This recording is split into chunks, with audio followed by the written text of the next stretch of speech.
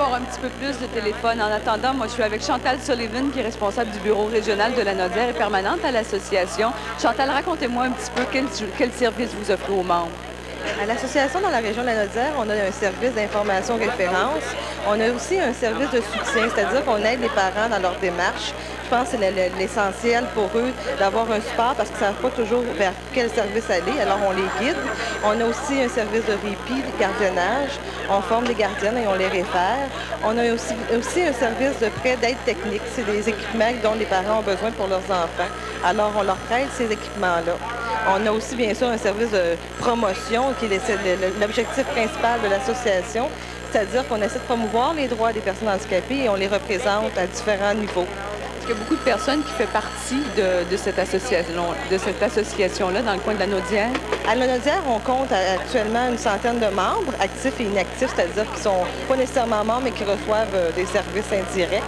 Alors, par contre, il y a beaucoup plus de personnes qui ont un appareil cérébral sur le territoire de la Nodière. Vous avez recruté beaucoup de bénévoles pour ce Téléthon. Parlez-moi un petit peu. Ah oui, il y a plusieurs bénévoles qui s'activent un petit peu partout dans la région, dont Joliette, où il y a une centrale téléphonique, à Terrebonne, à Mascouche, et aussi à Repentigny, où il y a plusieurs bénévoles qui font des activités. Il y a un 24 heures aussi qui se fait téléviser sur le réseau communautaire, et il y a aussi la centrale téléphonique où les téléphonistes font comme ici, reçoivent des appels du public. Chantal, on remercie les bénévoles. Merci beaucoup. Merci. Les téléphones ne sonnent pas au 339-5811. Il y a des téléphones qui jouent au Game Boy. Vous êtes en train de tricoter quoi, vous, madame? Moi, un chandail. Ça n'a pas d'allure, ça risque d'être un chandail extra large, ça, autant qu'elle a. Le téléphone ne sonne pas. On a même Patricia Paquin qui fait maintenant le service aux tables parce que les téléphones ne sonnent pas. Voulez-vous appeler, s'il vous plaît, 339-5811? Appelez. Venez occuper ces gens-là de Chambranville. Ils sont là encore pour au moins une autre heure. Puis on va finalement asseoir Patricia puis Gilbert. Ils s'amusent, ces gens-là. Et on va retourner voir Elisabeth. Moi, je suis en compagnie de Marianne Garot et de Nathalie Pilon. Nathalie, vous travaillez à la compagnie d'assurance d'Aragon. Qu'est-ce que vous avez fait pour le Téléthon? Bien, j'ai téléphoné dans tous les bureaux qu'on a à travers le Québec pour demander aux personnes qui voulaient participer. Puis ça a été assez bon. Et vous aviez une bonne réponse? Oui. Vous avez ramassé combien d'argent? 303 303 dans les compagnies d'assurance d'Aragon. Oui. Vous avez un défi à lancer? Oui, j'aimerais lancer un défi à tous les courtiers d'assurance qui nous regardent de faire la même chose l'année prochaine. Merci beaucoup. Merci. À toi, Grégory. Il semble qu'on est en mesure d'aller voir Frenchy Jarreau qui est en Floride. Est-ce que les téléphones sonnent en Floride, Frenchy? Non seulement le téléphone sonne en Floride, mais on commence à avoir en ce moment... On a un marché aux puces? On a un marché aux puces devant la maison, là. Devant la maison. Et vous vendez quoi? N'importe quoi. Les gens nous apportent les choses. On nous apporte toutes les choses ici, et puis eux, en retour, ils nous les donnent. Et tout l'argent qu'on ramasse, c'est pour le Téléthon. Bon, ben nous, on va avoir des chandails, là. On a du monde qui tricote, on va avoir des chandails à vendre au marché aux puces bientôt. Avez-vous passé toute la nuit là, cette nuit en Floride? Non, on a eu toute la nuit, ça a bien marché. L'argent, on rentre à peu près, nous autres, depuis quelques heures, au rythme de 1 000 $ à l'heure. Alors dites-nous... En argent américain. C'est bon, ça, Frenchy, vous en êtes rendu à quoi, à peu près, en là, argent? on est à 6 000 à date. Ah ben excellent, Frenchy, on va retourner vous voir dans un petit bout de temps. Continuez votre bon travail. Elisabeth, on se retourne. C'est ça. Et là, maintenant, je vais parler avec Denise, c'est Denise.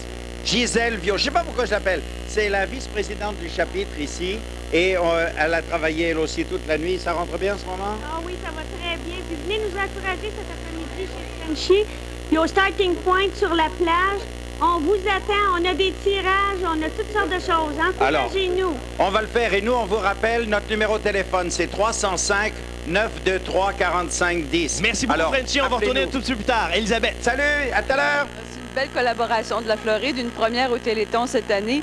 Je voudrais rappeler que, bon, pour les gens qui sont dans la région de l'Outaouais, dans Hull-Gatineau, il ne faut pas lâcher, hein? Il faut continuer à nous appeler, il faut continuer à appeler les gens de la région. Si vous avez, par exemple, à sortir cet après-midi, ou vous voulez aller faire du ski de fond, vous allez simplement aller prendre une marche, prenez le temps de nous lâcher un petit coup de fil avant de sortir. On sait qu'il fait beau à l'extérieur, mais on sait qu'ici, à l'intérieur, les gens ont besoin de vos appels. C'est comme ça qu'ils vivent les bénévoles au Téléthon, de vos appels. À toi, Grégory.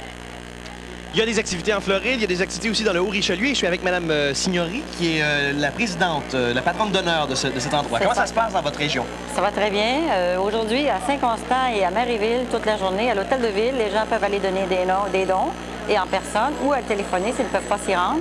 À la Palestre d'Iberville aussi, il y a des activités, des jeux, des prix de présence, jusqu'à 9 h ce soir. Et à Saint-Jean-sur-Richelieu, c'est au Hall. Le Téléthon débute à 11 h ce matin avec animation, spectacle. On invite les gens à se rendre sur place. Ils sont les bienvenus. Et je pense que l'objectif de 80 000 pour la région du Haut-Richelieu sera atteint parce que les gens sont très, très généreux malgré la récession. Traditionnellement, ça fonctionne bien en Richelieu? Ça fonctionne très, très Bon, bien. bien, espérons que ça va continuer de cette façon-là. Nous, on attend vos appels et on retourne à la scène provinciale.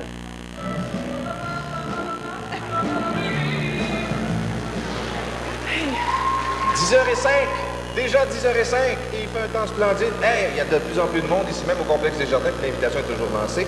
La porte est grande ouverte, venez donc faire un tour jusqu'à 21h ce soir pendant le 16e téléthon de la paralysie cérébrale. Oui, on sera là jusqu'à 21h, enfin, bien du monde jusqu'à 21h. Tout le monde. Tout le monde, du beau monde également à vous présenter, des gens très talentueux. Alors, on a un jeune interprète originaire de Tadoussac, la belle région des dunes de sable et des baleines. Le ski sur sable. Le ski sur sable. Et son intérêt, en plus du ski sur sable, bien sûr, les jeunes sans-abri, ils chantent Sur le pavé, titre de son album. Et en plus, il prépare un prochain vidéoclip dont le titre est Un train dans la nuit. Mesdames, Messieurs, Hervé Ovington.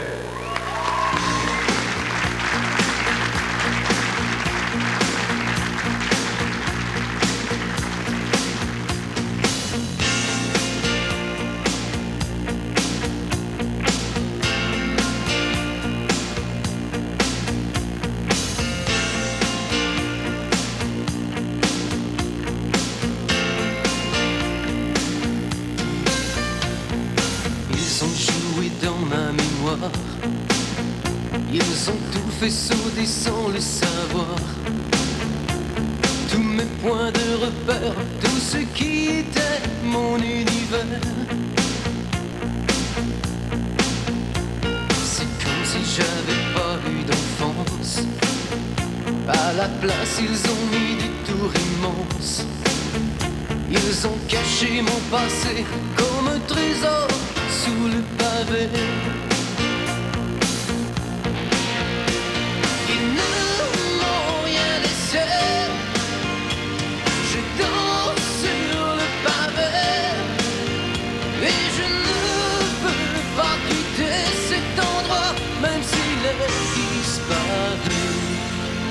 Qu'il n'existe plus.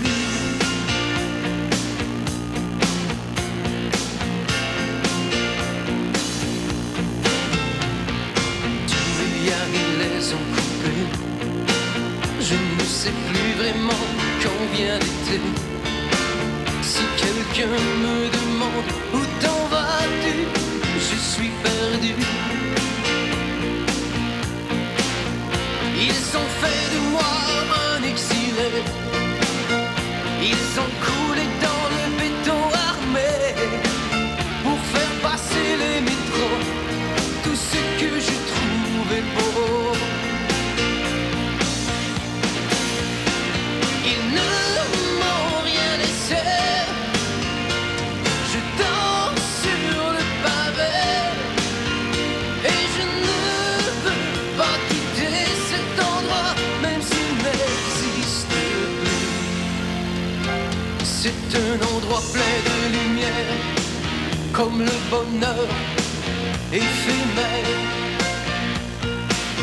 Un endroit précis dans l'immensité, où les pavés sont les miroirs de ma vie éclatée.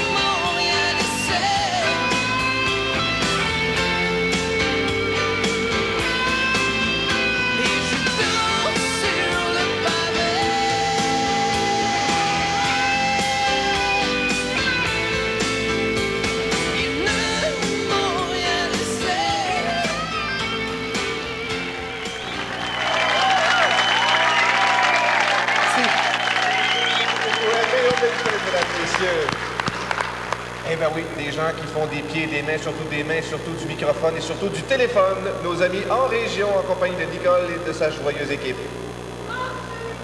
Joyeuse, c'est le cas de le dire. On n'est pas naufragé toutefois. N'oubliez pas ça, parce que nous sommes là bien en vie et tout près de vous. Claude Valade, vous avez des saviez-vous que... Oh, ça, j'en apprends beaucoup on en avec apprend, ça. hein? Oui, et tout le monde en apprend beaucoup. On se demande toujours où l'argent va. Quand on récolte l'argent, on dit où ça va l'argent? Bien, l'Association de la paralysie cérébrale, chapitre de la Côte-Nord, avait procédé à l'achat et au prêt de plus de 43 pièces d'équipements spécialisés au cours de l'exercice financier 91-92. Et chacune des demandes concernant des pièces d'équipements spécialisés leur sont faites par des professionnels de la santé, soit des physiothérapeutes, des ergothérapeutes et des orthopédistes. Et ce service représente environ 23 du budget global de l'association, en tenant compte du refus de l'Office des personnes handicapées du Québec de subventionner l'achat des services d'équipements spécialisés parce qu'elle n'a pas les ressources financières depuis avril. L'Association de la paralysie cérébrale a été dans l'obligation de répondre aux demandes à la place de cette dernière. Alors, il y a encore beaucoup de chemin à faire et à parcourir avant que le ministère de la Santé et des Services sociaux prenne ses responsabilités en ce qui concerne les personnes handicapées. Alors, vous voyez, on a besoin de vous. Vous téléphonez, les téléphones, les numéros passent au bas de votre écran. On attend vos téléphones, on compte sur vous. Nicole? C'est reconnu, les gens du bas du fleuve sont des gens dynamiques. Daniel Tremblay, qu'est-ce qui se passe dans la belle région? Bien, il y a M. Camille Marcoux qui donne 20 $ et qui lance un défi à ses collègues de travail d'en faire autant. C'est Nicole que l'Association de paralysie cérébrale de la région 01 ne vient pas en aide seulement aux personnes qui ont la paralysie cérébrale, mais à toutes les personnes handicapées de la région du Bas-Saint-Laurent, Gaspésie et les îles de la Madeleine. C'est l'association, par exemple, qui, grâce à vos dons, poursuit les démarches auprès du ministère des Affaires sociales, aussi auprès de l'Office des personnes handicapées du Québec. Et selon les demandes reçues, tous les services sont offerts. Alors, pas seulement pour les personnes qui ont la paralysie cérébrale, mais aussi pour toutes les personnes handicapées, sans exception, dans la grande région du Bas-Saint-Laurent, Gaspésie. C'est là que vos dons vont. Je vous invite à aller faire un tour aujourd'hui, les gens de Rimouski, de Montjoly et de Matane. Vous pouvez assister en personne à ce téléthon de la paralysie cérébrale. À Rimouski, ça se passe au centre des congrès. Il y a des activités toute la journée jusqu'à 9 h ce soir. À Montjoly, ça se passe aux Galeries Montjoly.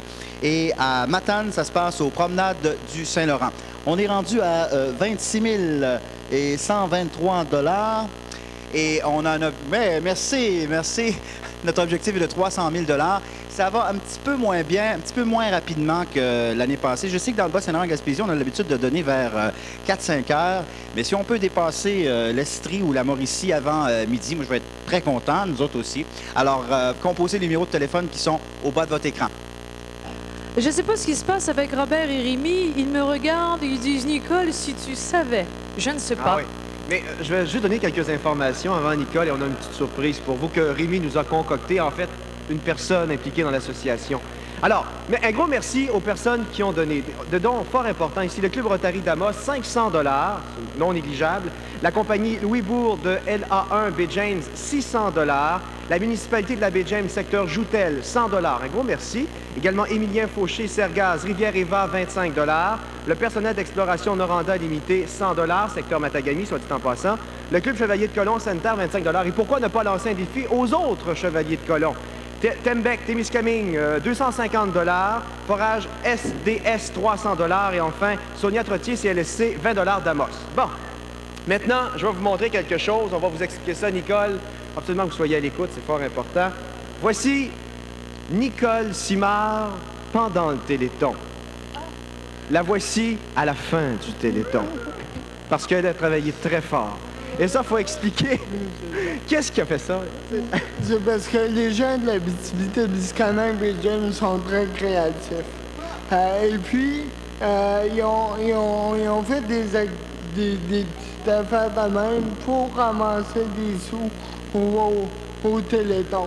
C'est une madame de la Banque de commerce. Banque de commerce, de quel endroit? De Lebel-sur-Quévillon. Achetez à Lebel-sur-Quévillon le crayon Nicole Simard, s'il vous plaît, pour nous encourager. Et vous pourrez vous aussi faire les... Bon, maintenant, Rémi, il y a combien de membres à l'association en Abitibi-Témiscamingue? Il y en a 475. Bon. pas seulement des gens qui ont la paralysie cérébrale. Non, non, non. On a 143 membres qui ont la paralysie cérébrale, 143 membres qui ont des handicaps physiques, 43 membres qui ont des handicaps intellectuels, 66 membres qui ont des handicaps sensoriels, puis une autre quarantaine de membres qui ont d'autres handicaps, comme les diabétiques.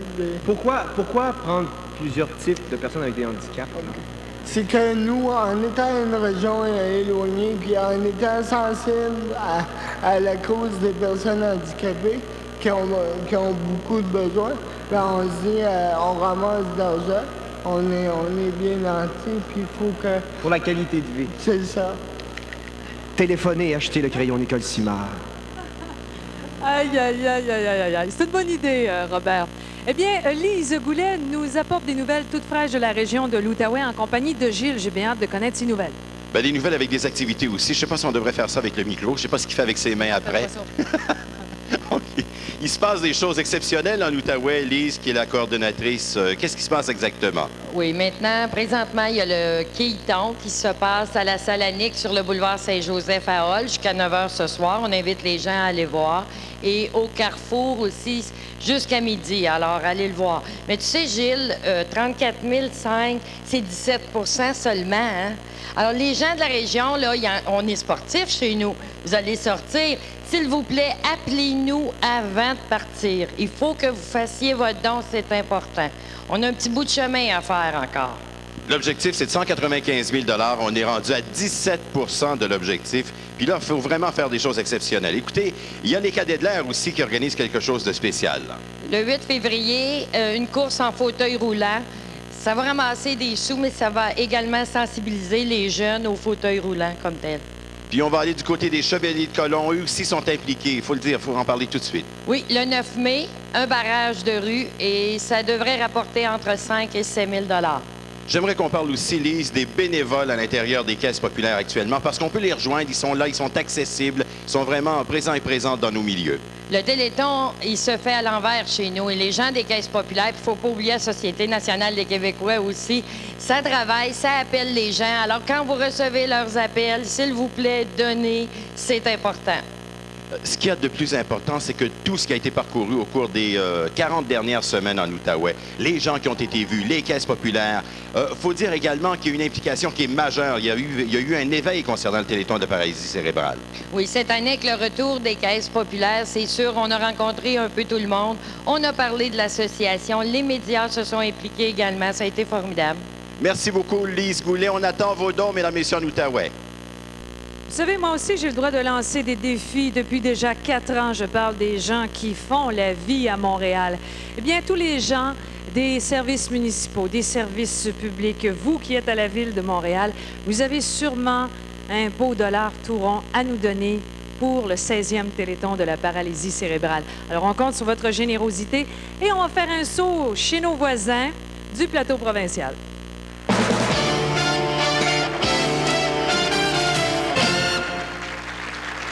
Merci, Nicole. Oui, on est juste à côté. Et si on est à côté de chez vous, venez faire un tour. Venez faire un tour chez nous en cette journée. Vous savez, Guy, quand un employeur ne veut pas engager quelqu'un, il n'y a aucune loi qui l'oblige à le faire et toutes les excuses sont bonnes pour rester sur ses positions. L'ouverture d'esprit, la confiance au-delà des apparences, bien c'est ça, la clé de l'intégration des personnes handicapées au monde du travail.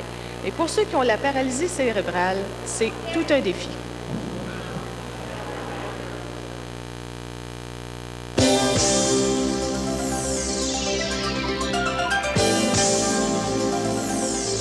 Un an après l'année internationale des personnes handicapées, le motif handicap apparaissait au second rang des causes de discrimination traitées par la Commission des droits de la personne du Québec.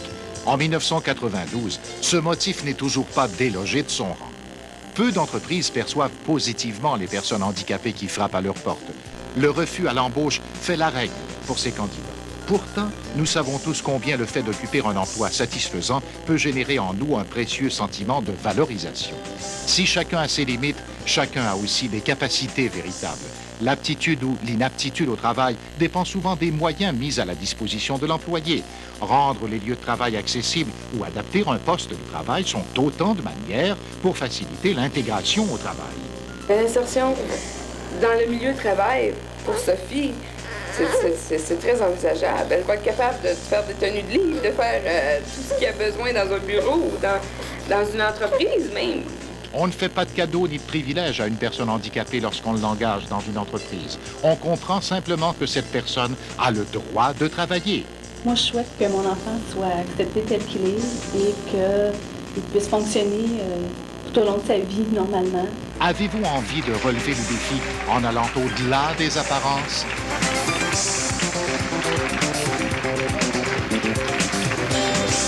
Très certainement. 472 969 et ça continue de plus belle, mesdames et messieurs. Vous savez que nous sommes plus que fiers de vous annoncer que le Téléthon de la paralysie cérébrale a reçu l'appui d'une virtuose dans l'art de passer le chapeau. Gagnante du concours musical en 1988 et du groupe et du concours plutôt musicien du métro de CBF Bonjour, France Robert s'est fait connaître sur la place publique en égayant de sa voix les couloirs du métro de Montréal. Et comme c'est si facile, tous les métros mènent jusqu'ici au complexe des Jardins, au Téléthon de la paralysie cérébrale. Venez faire votre tour, l'invitation est toujours lancée. Elle chante « Comme je t'aime », un extrait de son album produit par CFTM. Accueillons chaleureusement la diva du métro, mesdames, messieurs, France Robert.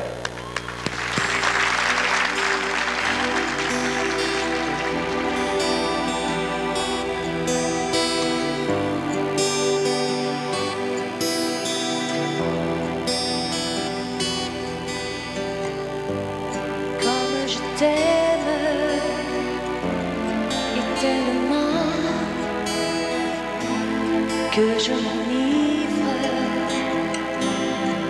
en rêvant que peut-être je suis prête à te le dire, mais pourtant c'est difficile sans savoir ce que tu ressens. Je sais c'est bête, c'est plus fort que moi, mais j'ai la tête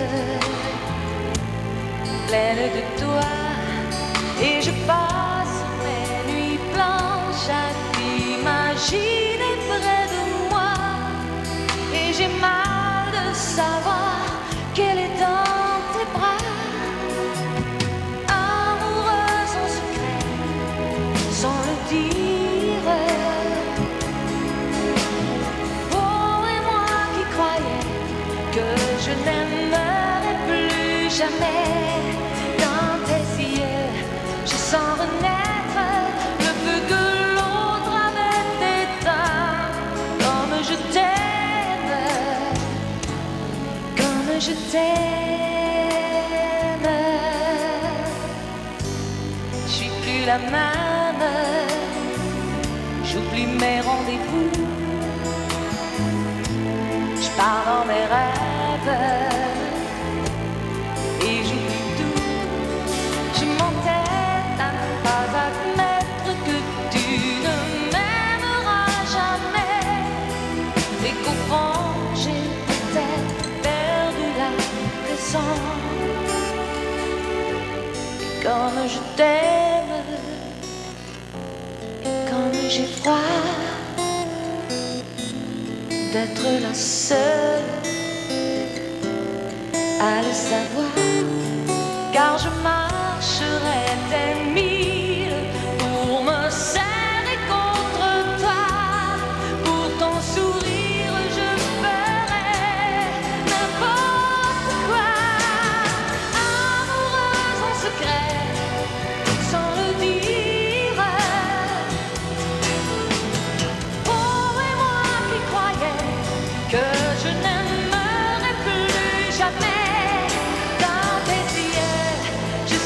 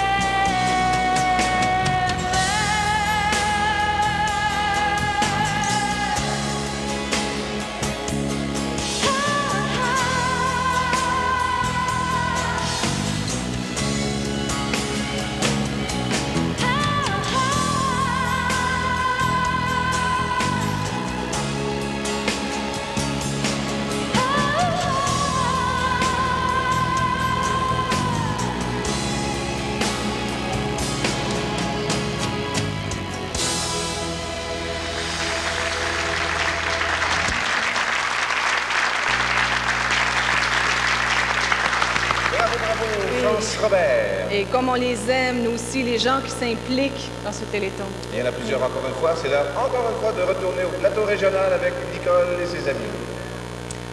Et oui, c'est devenu maintenant des amis, puis on va devenir des grands copains jusqu'à 21h ce soir. Alors, j'aimerais vous présenter tout de suite Réal Gagnon. Il est en compagnie de M. Raymond Hudon. Il est membre du conseil d'administration du chapitre. On va parler de l'intégration scolaire. Ça, c'est important. Effectivement, Nicole, c'est tellement important qu'il y a beaucoup de travail à faire en intégration scolaire, n'est-ce pas, Raymond? Effectivement, il y a beaucoup de travail à faire. Il y a une chose qu'il faut comprendre, c'est qu'une personne normale, pour gagner sa vie, elle a deux choix dans la vie. Tandis qu'une personne handicapée a seulement qu'un choix. Ce qui veut dire par là qu'une personne normale peut gagner sa vie soit en développant son potentiel intellectuel ou en travaillant physiquement. Donc, la personne handicapée, elle n'a seulement qu'un moyen, c'est de développer son potentiel intellectuel. Donc, c'est pour ça que l'intégration sociale, pour elle, c'est important, c'est la base pour sa vie. Et fort heureusement, les commissions scolaires commencent à accepter de plus en plus à intégrer les personnes handicapées au niveau scolaire régulier. Et de plus, on commence aussi à se rendre compte qu'une personne ayant la paralysie cérébrale n'est pas nécessairement une personne qui a de la difficulté d'apprentissage. Au contraire, elle est capable d'apprendre, est capable de fonctionner, est capable de se débrouiller dans la vie. Il y a des efforts à faire quand même. Beaucoup, il reste encore beaucoup d'efforts, même au niveau, on les accepte dans les écoles, mais encore au niveau des barrières architecturales, c'est encore énorme. Les pas sont énormes à faire. Donc, j'invite les gens, surtout les gens du lac Saint-Jean, à donner parce que, comme je vous disais tantôt, c'est le point important pour eux autres, l'intégration scolaire, et il faut donner. Merci beaucoup, Raymond. Voilà, c'est un cas. N'attendez pas à la dernière minute pour nous appeler. Faites-le immédiatement, les gens du Lac-Saint-Jean. C'est le 1-800-463-9630 et les autres 549-3301. Aidez-nous. Je les ai pris en pleine conversation. Alors, comme je sais que M. Jean-Pierre Cadorette est très placoteux, Jean Gravel également, je vous laisse ensemble, messieurs. Ben, Nicole, t'es bien gentille. On l'apprécie beaucoup. Bon, ben, lors de votre tournée régionale, M. Cadorette, qu'avez-vous remarqué? Ce qui m'a frappé énormément, d'ailleurs, aujourd'hui, les jeux sont faits. On est pendant le Téléthon et c'est la campagne pré-Téléthon. Les gens qui s'impliquent, les organismes qui se dévouent, tous les spectacles, et, entre autres, je parle du quilloton. Alors, il y a tellement de choses qui se font avant le Téléthon. C'est ce qui m'a impressionné énormément. Et aujourd'hui, comme je vous le dis, les jeux sont faits et beaucoup de levées de fonds ont été faites avant le Téléthon. Alors, je félicite les gens qui se sont impliqués avant. Puis à la présence aussi des nombreux bénévoles, qu'est-ce qu'on ferait sans bénévoles, M. Cadorette? Ah, mon Dieu! Une organisation semblable sans bénévoles est absolument impensable. Alors, je tiens et je profite de l'occasion pour les remercier tous, particulièrement ceux de la région de Québec et tous ceux, évidemment, à travers le Québec. Et sans eux, bien sûr, c'est impossible, c'est impensable de faire. M. Cadorette, vous êtes dans le domaine de la restauration. Vous pouvez lancer un défi à tous les restaurateurs, non seulement de Québec, mais de la grande région 03. Oui, bien sûr. Alors, tous mes amis et confrères restaurateurs, même si on sait que les temps ne sont pas faciles, et je lance un défi. J'imagine que tous ces gens-là vont donner pour l'association. On va répondre favorablement. On a confiance en eux, M. Cadorette. Eh bien, toutes les régions du Québec sont concernées par l'intégration scolaire. Et on en parle avec André Martin en compagnie de Paul Rivard. Messieurs. Merci, Nicole. André Martin est donc animateur d'un groupe d'enseignants itinéraires. Et en quelques secondes, un enseignant itinéraire, M. Martin. C'est un enseignant itinérant. C'est un enseignant qui va aider un milieu à recevoir un élève handicapé et qui va aider aussi l'élève à s'adapter dans son milieu. Parlons de l'intégration scolaire. Je pense qu'on en voit de plus en plus. Il y a de plus en plus d'enfants qui ont la paralysie cérébrale qui sont intégrés. En fait, il y a de plus en plus d'élèves qui souhaitent être intégrés dans des milieux réguliers, mais il y a aussi des élèves qui sont de plus en plus handicapés, qui veulent vivre une intégration dans un milieu régulier. Parlez-moi de la réaction des professeurs et des autres élèves qui n'ont pas été confrontés à un des leurs qui a la paralysie cérébrale. Est-ce que ça se fait quand même assez bien? Ça se fait très bien. Même le problème qu'on a, c'est que souvent, les amis autour vont être trop portés vers l'élève handicapé. Ils vont lui enlever un peu d'autonomie. Alors, dans le travail de l'enseignant itinérant, on doit apprendre aussi à doser les capacités de l'enfant pour qu'il puisse fonctionner seul dans son milieu. En terminant, c'est pas évident, l'intégration, parce qu'il y a beaucoup de vieux bâtiments dans la Commission des écoles catholiques de Montréal.